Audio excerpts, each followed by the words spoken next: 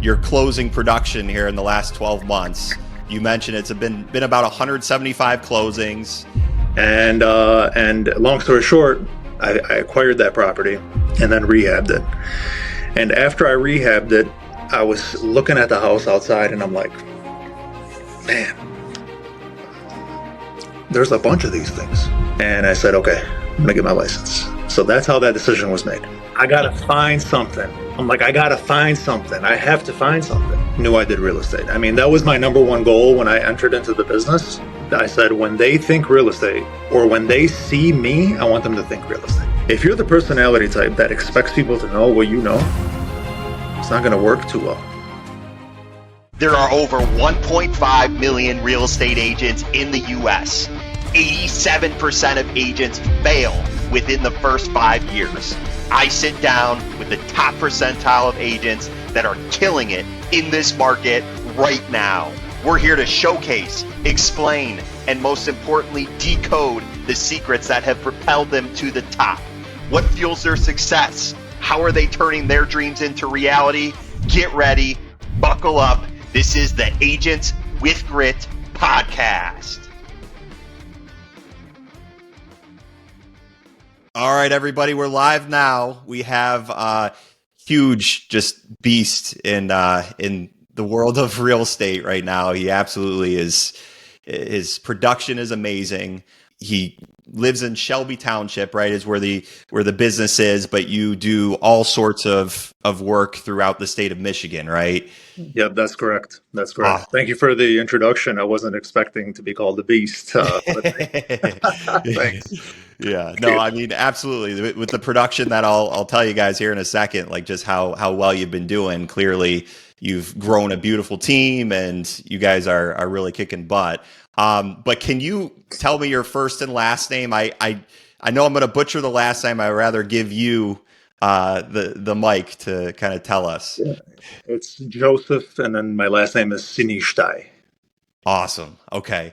And Joseph, just to give your closing production here in the last 12 months, you mentioned it's been about 175 closings. And I saw on social media that you guys have celebrated. You've had over 1,000 closings over really the inception of your business, which you've been in the game for. I guess how long has it been for just you? If you could talk about that. Right. So in 2014, I ventured into real estate by getting my license. So I got licensed in 2014, which, that makes it 10 years. I'm going on 11 currently. So that's how long I've been in the business myself personally as an agent. And then on the brokerage side, which you mentioned, 1,000 closed transactions, that was 1 year ago.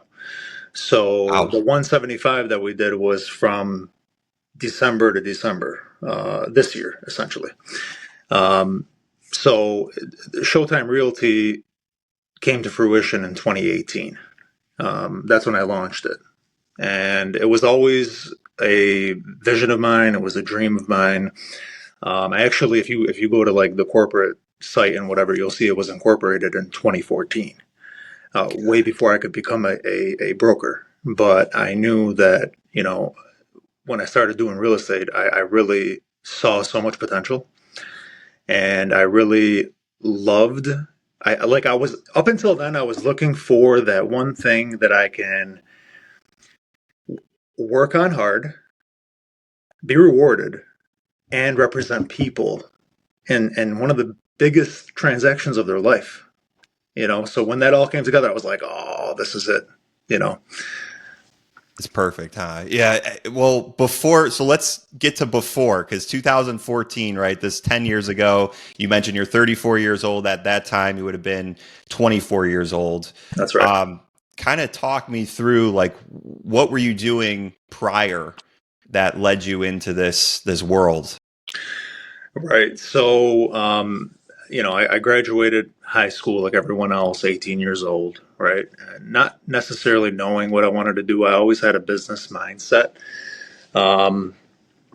So During that time, I had many odd jobs, and mind you, let's keep in the time frame, right? So I graduated high school in 2008 when everything was falling apart. So I'm entering this workforce that is just almost decimated. I mean, if you got a job, you were like, thank you, God. So at that point in time, I was working at a restaurant. I had a snow removal business that I had started when I was 16 years old with my brother Nick. We ran that for like 8 years. So basically, up until I got into real estate. And then I was also going to college. So I was working like 3 jobs to basically pay for school. So I had the snow removal business, I was working at a restaurant, and then I was doing like odds and ends, whatever I could get. And that was paying for my tuition because I was always like a no debt, no debt, no debt. So the bill would come, I'd have to pay it, and then I'd sleep well at night. So then in 2010, as I'm working out, I meet this guy who is distantly related to me, John Jonai, and he's higher up at Chrysler. And he's like, hey, you want to get into Chrysler? Now, mind you, again, this is 2010, like things are depressed. And I was like, absolutely. And he said, okay. He said, I just need you to promise me one thing, that you won't quit school. You'll go to school. And I said, I promise. And I kept the promise. So I graduated college. I went to Walsh College in Troy. So shout out Walsh. And I got my management degree from Walsh. And I graduated from there in 2014. So a lot of things happened in 2014. But essentially, I was working at Chrysler from 2010 to 2015. 2014, I started doing real estate at the same time, right? Because a lot of times when you're getting into this business, you need a steady flow of income until you can build the business. Like the things don't just normally take off, especially at that point in time, right? So at that point in time, people are still talking about a crash because the crash is just so fresh. So they're like, oh, I don't want to buy a house. They're going to come back down. Looking back now, it's like, yeah, they came down all right. So then I go from Chrysler to General Motors as a quality engineer, and I worked there for 2 years until my business, my real estate sales business, basically takes me out of there. It took me out of corporate America because I was literally going into the cubicle in the tech center in Warren, and I'd have so much like real estate stuff to do that it was interfering with my engineering. Mm-hmm. And it got to a point where I was like, man, I'm losing money. So I had to make that decision in 2017 to leave GM and get ready to launch Showtime. Wow. Okay. So for what was it? So 14 to 17, you were an agent. You were on your own, hustling. Yeah. Mm-hmm. Okay. Mm-hmm. And you essentially fired your boss, is what all the fancy books say, right? Right. And you became full time. How did you hear about the world? Were you talk to me about that? Like, what got you into just becoming an agent? So I'm glad you asked because it's a good story and I'll never forget it. All this time I'm looking and I'm praying. I'm literally praying like, please send me what I'm supposed to do. Send me the type of business that I'm supposed to be in, because this is what I do. I was a kid with the freaking lemonade stand on the corner. I was trying to sell lemonade. Okay, I was buying lemonade for $1, and then I was selling it for 10 cents and losing money at that time. Okay, that's not how you run a business.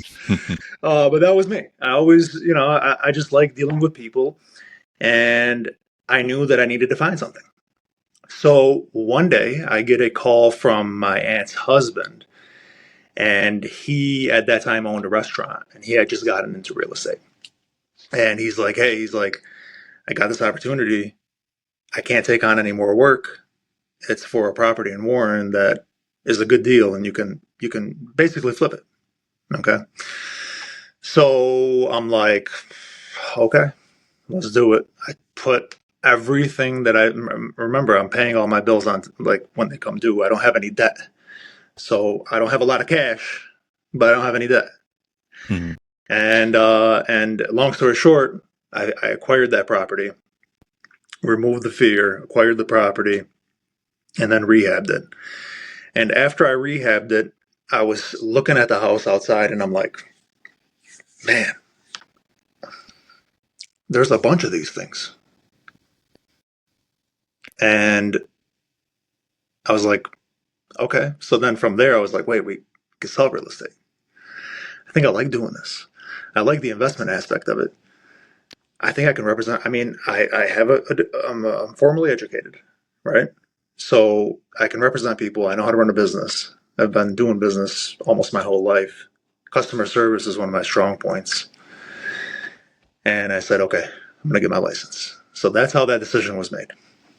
That's crazy. It's like how you said it was your aunt's husband, right? So in a way, so maybe what, step uncle, I guess you could say, or Yeah. yeah, Yeah. Yeah. someone in the family just kind of reached out to you, and you Yeah. clearly But Brad, saw. I'm telling you, man, I'm telling you, he was a vessel. Because my prayers, literally, when he called me, I got off the phone with him and I was like, thank you, God. I swear, I'm Yeah, telling you, that's how it was. It was like, you asked, here you go. Now are you going Mhm. to take it? You Yeah, know?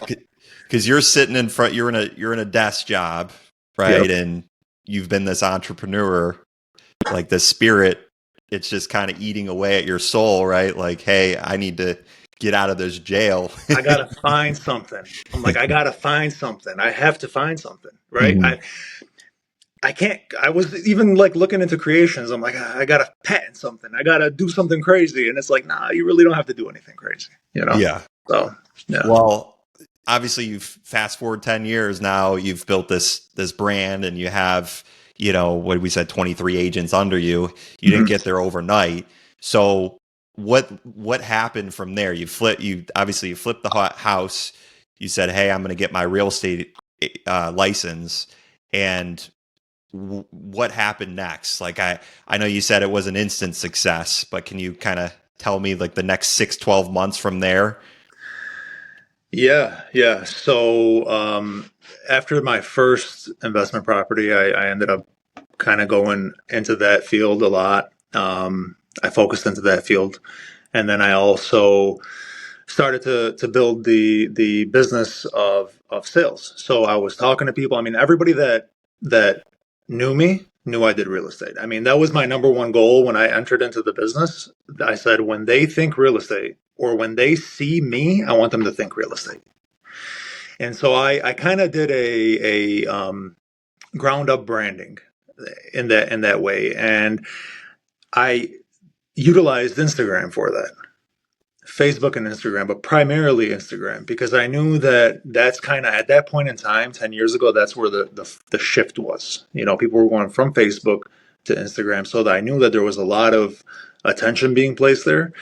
And then I started focusing on marketing myself as Joseph Real Estate.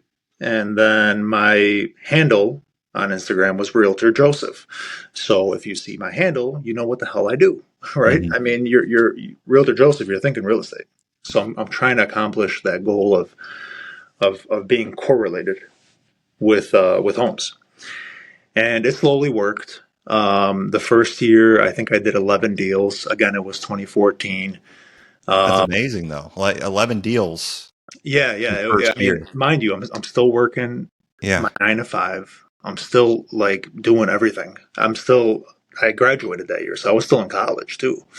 So literally, I mean, I'm go, go, go, go, go, go, go, nonstop. Hmm. So then from there, year two, I did more. And I was always focused on the branding, the image, and all that. And then I knew that, look, I have to represent people right, because this business is referral business. Like, that's the best type of business that you can have. And this is it. And if you screw this up, there is no changing your name. Hmm.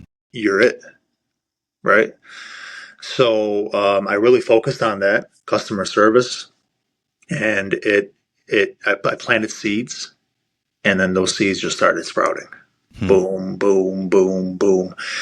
And before I know it, not only am I organically getting business, but I'm starting to get referrals, and so now it's compounding, as you know. So that's kind of that point in time. Mm-hmm. Yeah. Yeah, because Instagram, you're posting. I'm sure you've had Facebook growing up. You transitioned to Instagram. You've had all these friendships that you've created with people that are from high school, or you mentioned Walsh. You go to college, you network, you meet people, and you're posting. You're becoming like top of mind to these people. And is that where they're coming from? They're reaching out to you and say, "Hey, Joe," like, because we're at an age that you'd be what, 25, right? So a lot of people are in their careers, and they get a good job, they want to buy a house, they see Realtor Joe, and from there it just kind of takes off. At first, Brad, everyone's skeptical, right? So they see you, they're like, "Oh, okay, yeah, another real estate agent. Okay, good luck, buddy. Mm-hmm. Good luck," And then, but when they see that you're consistent, they see that you're professional, and then they see that so and so just closed the house with you. Hey, so and so, how was it? Oh, he was excellent. Great customer service. I never had to worry. All my questions were answered. He knew the process. He understood the process. He taught me the process, right? Because you got to keep in mind, like, even now, and I tell my agents this, we do this every day. They don't. So we have to make them understand what we know. And in order to do that, you have to be a good teacher. Like that's one aspect of this business is you have to be able to teach people.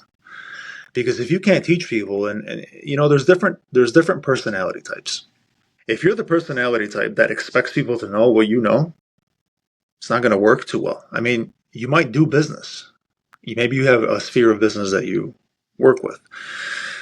But starting out and building a business, you have to be a good teacher. I mean, you can't take, like, for instance, when you bought your first house, you don't know what's going on. You don't know the process. You don't know where to start. So it's on us as agents to represent you, teach you. And that's just one aspect of the business, right? That's just one aspect of what we do.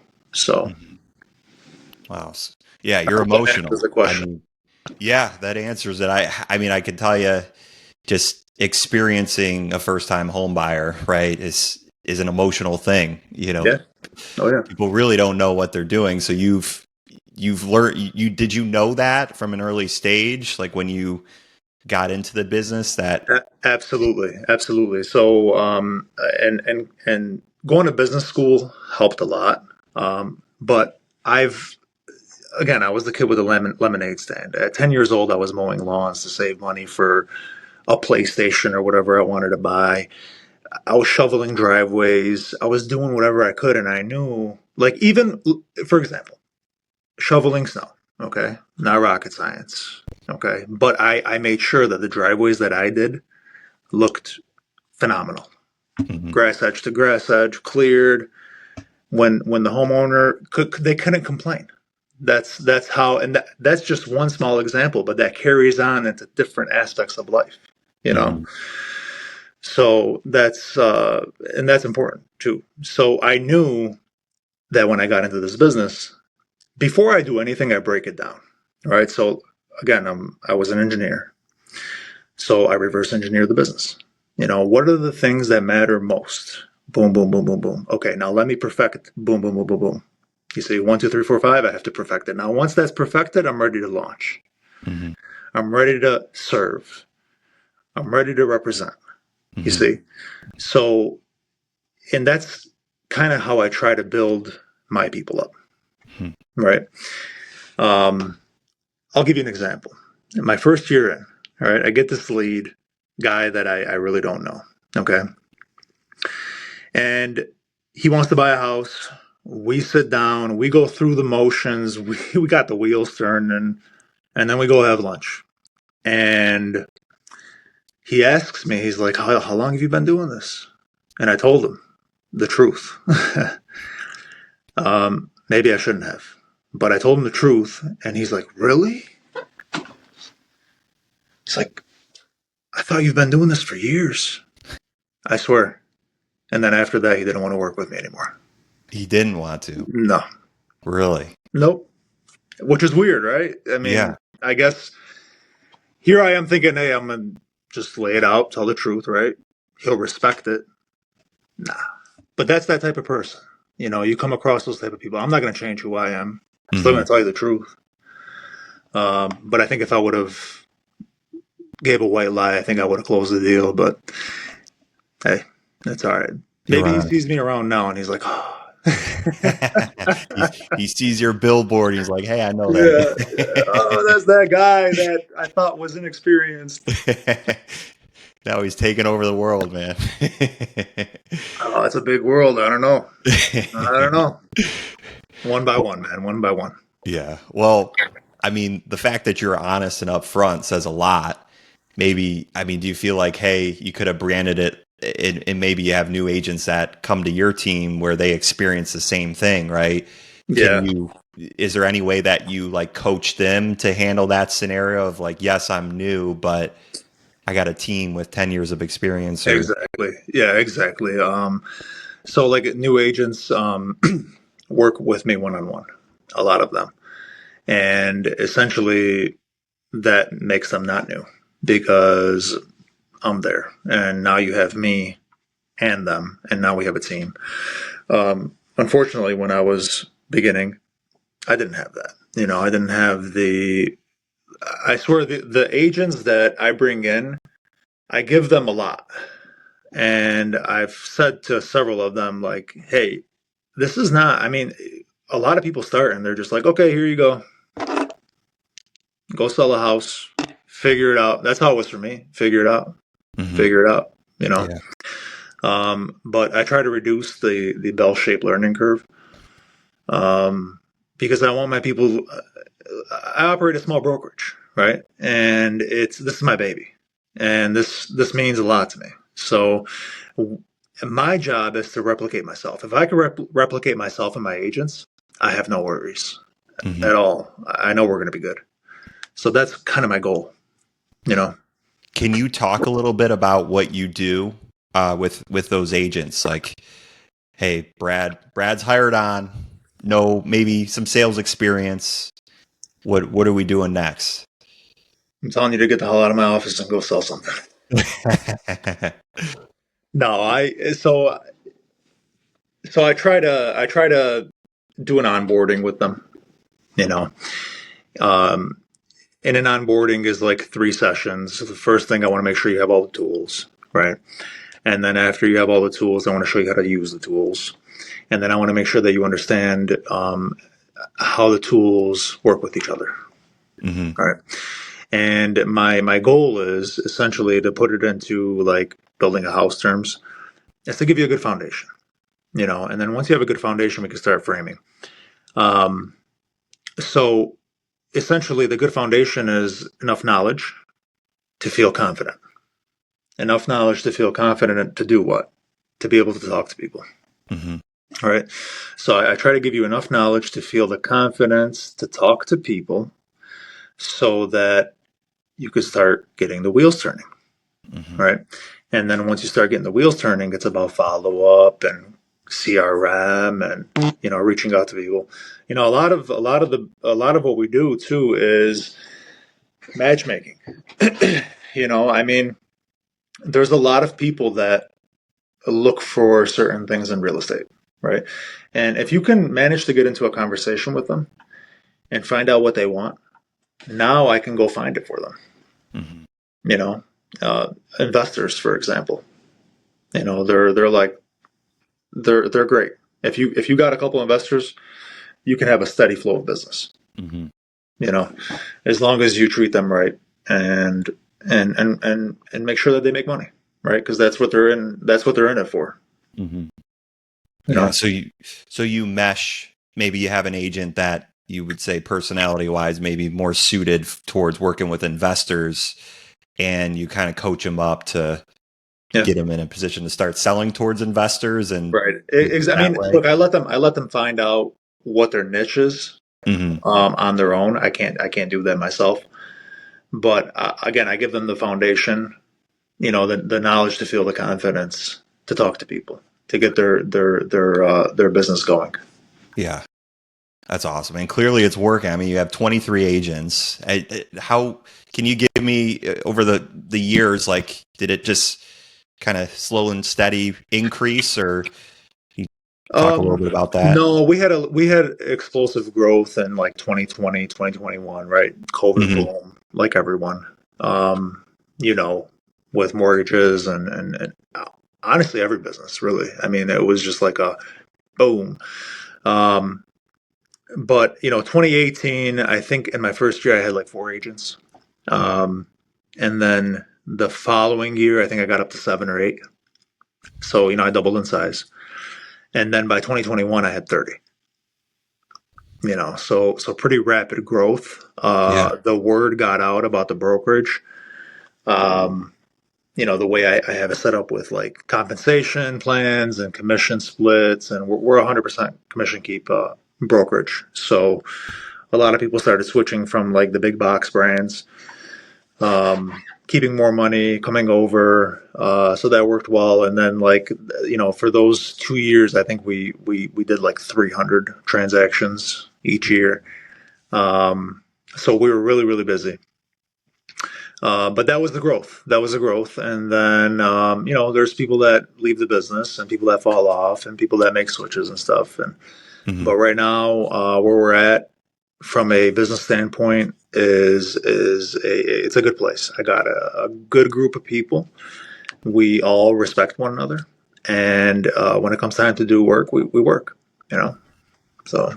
Amazing. Yeah. I mean, our business is very similar in standpoint of brokers, mortgage perspective. We're just going nuts, hiring hundreds of team members that come on and work for them. But for you to maintain that level of people and still have 23 or so agents on board since the COVID environment when rates were low and everybody was buying a house or selling a house, refinancing. Yeah. That does a lot. You've clearly created a culture inside of Showtime that people respect you and they respect who they're working with. Yeah, no, our retention is great. I mean, I think that our the agents that I have, they respect me and they like me enough to work with me, which is huge. And retention is a big part of this business. A lot of shops are in and out type of things where agents join, agents leave. I really haven't had that. I've had most of my agents stay, and even the ones that have left, we're on good terms. So it's good. I'm very happy, man, with everything. Good, man. Good. And what's next? I mean, you're an entrepreneurial, guy. Like where do you guys see yourselves here in next 5-10 years? Are you guys doubling? What are you doing? Right. So, in the next year, we're focusing on additions, right? But we're focusing on value added additions. I'm not trying to get the agent count numbers up, right? I'm trying to get the valuable agent count numbers up. So I'd rather add one person that is a good value than 5 that, because think about it, from a insurance standpoint, from a risk standpoint, I don't want 5, I want 1. Yeah. Especially if that one is doing what 5 do, you see? So that's kind of where I'm more focused. So over the next year, that's what we're going to focus on. So in 5 years, that should compound, right? So in 5 years, I mean, we should be in the ballpark of 40 to 50 agents. Amazing. Pretty easily. And then, each agent doing 20, 30 deals a year. So you can figure out the numbers yourself. Yeah. Good, man. It's beautiful, Joseph. Well, how can people find you? I know we talked about Instagram. What's the best way to get a hold of you if they have questions? So it was Realtor Joseph, and that was before I was a broker. So now it's broker _ Joseph. and that's my Instagram, and that's where I'm most active. Facebook, I'm really not active on there. I go on Facebook Marketplace to see what's for sale. Yeah, That's there's it. a lot of that, a lot of scams nowadays, and Yeah, man. It's like, you can't get away from the scams. yeah, But yeah, that's if you want to get in touch with me, you can follow me on there. I post reviews of my business. I post sales that we've done. You can see. I think I have like I don't know 60 some houses that I've sold that I put on there, and that's obviously not all of them, but I started doing that like 2 or 3 years ago. So you can see that, and then check out a little bit of my personal life too, and kind of see what I'm about, and see if you want to work with me or not. you know, awesome. Awesome, man. Well, I want to thank you for your time. I really appreciate all the value you've given, and your story is pretty cool, man. I know there's a lot of people that hopefully I can extend that kind of that advice that you're giving to those people that are sitting and working a W-2 9 to 5 job and are just absolutely like, hey, get me out of here. And you clearly have done it, which is amazing to see. And I really appreciate you kind of sharing just your story, and your obviously bright future ahead, man. And means a lot. And for all our listeners, you can really just find us on social media. It's at Agents with Grit. This has been another episode, and please, if you have questions for Joe, reach out to him, man. And I just want to thank you again for your time, and I wish you the best of success in the future. Absolutely, Brad. Likewise, I want to thank you for your time too. It was a pleasure chatting with you, getting to know you. Because hey, if it wasn't for this, I would have never known that you existed, and probably the same thing you could say for me.